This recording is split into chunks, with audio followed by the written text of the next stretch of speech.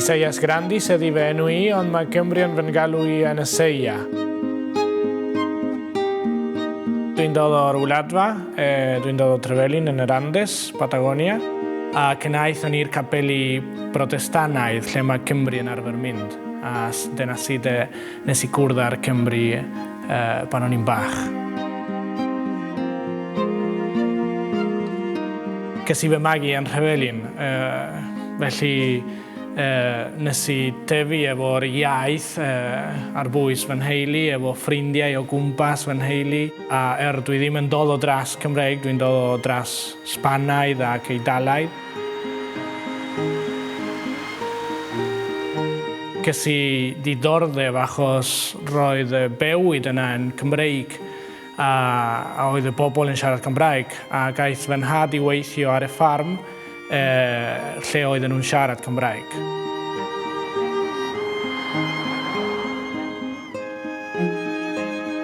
Pan o'n i'n 15 oed, oedd rhywun yn wahodd fi i'r ysgol Cymraeg yn Derfynol. Nes I flwyddyn yna, ond nes I ychydig bach o Cymraeg. Dim ond 2 waith yr wythnos, awr, bob dosbarth. A wedyn yn 2006, ges I ysgoloriaeth I ddod I Lambed I wneud y cwrs yr haf.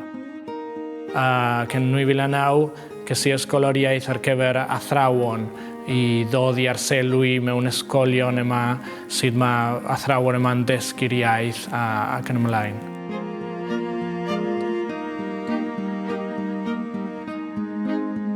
Tro cynta, pan des I yma, o'n I isio cyrraedd a o'n I isio nabod y lle, o'n I isio nabod y bobl yma achos oedd fy myd bach yna yn Derfynol yn Gymreig a oedd llawer o bobl yn siarad Cymraeg. O'n I isio gwybod o le mae'r iaith oedd yn dŵad a sut mae bobl yn byw efo'r iaith yma oedd yn hyfryd. A dwi ddim yn dod o dras Cymreig, o'n i'n teimlo fel rhyw gysylltiad cryf efo Cymru achos ces i'r holl bethau yma ers pan o'n i'n bach.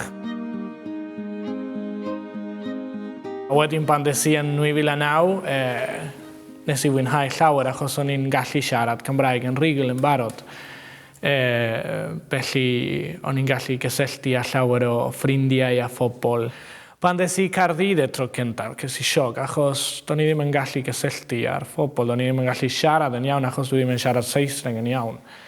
A dwi'n cofio'n waithus I McDonald's a do'n I ddim yn deall fe oedd y dyn yna yn dweud wrtha I, felly gofynnais I oes rhywun sy'n siarad Cymraeg? A oedd hogyn yn dod ac yn dweud dwi'n siarad Cymraeg a sut wyt ti ddim yn siarad Saesneg a wyt ti'n siarad Cymraeg? Wel, dwi'n dod o Patagonia, dweud I. A dweud o, waw, ti'n dod o Patagonia, tro cynta dwi'n cwrdd â rhywun o Patagonia. O'n i'n chwerthin yna hefyd, oedd yn doniol.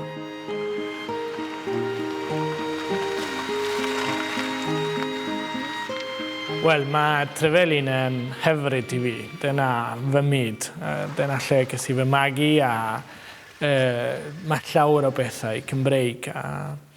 Mae'r eisteddfod yna, eisteddfod Bro Hydref a ti'n cyrraedd I Derfynol a ti'n gallu weld y banner o Gymru, banner yr ariannin a banner y brodorion hefyd, achos mae brodorion yn byw o gwmpas. Mae myneddoedd o gwmpas efo eira, a mae coedwig wyrdd yn hyfryd hefyd a'r afonydd sy'n croesi'r dre, yr afon Cerrens a'r afon Persi. Mae'r holl hanes yna yn hanes brodorol a hanes Cymru hefyd. Da ni'n gobeithio yn yr Andes adeiladu ysgol dwyieithog, Sbaeneg a Chymraeg, fel ysgol yr Hyndre yn Rhylew. Da ni eisiau gwneud fel yna bob pwnc yn yr iaith Cymraeg i'r plant dysgu Cymraeg. Os na da ni'n adeiladu ysgol fel yna, siŵr bydd yr iaith yn diflannu yn y dyfodol.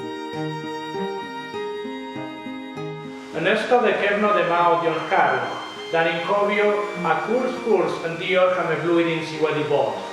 Da ni'n diolch yn benodol am y gynheriad da ni wedi gael. Y bwyd sydd wedi cael ei roi ni fel y welwn ni o'r casgliad yma. Dwi'n pregethu yn y gapel unwaith y mis. Unwaith yn hapel Bethel Derfynol ac unwaith yn hapel Seion Ysgel. da ni'n neud oedfa Cymraeg. A weithiau da ni'n trio cyfieithu rhai pethau i'r Sbaeneg, achos weithiau mae pobl sydd ddim yn siarad Cymraeg yn dod i'r capel hefyd.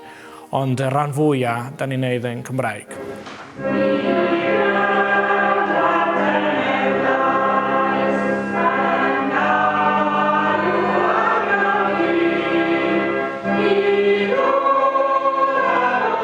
Baswn i'n hoffi bregethu yn Nghymru.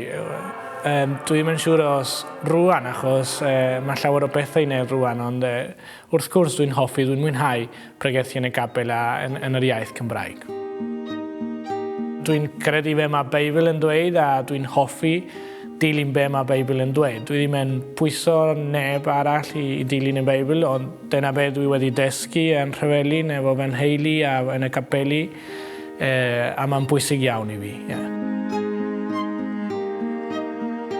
Da ni'n gweld o bob dydd Sul, os na fydd o'n Trefilyn, mae yn ysgol yn neud i waith. Fyddwn ni'n cefnogi gwaith Isaias, achos mae o'n dod ymlaen fel oedd a ni'n meddwl bod y pethau fod i gael ei wneud.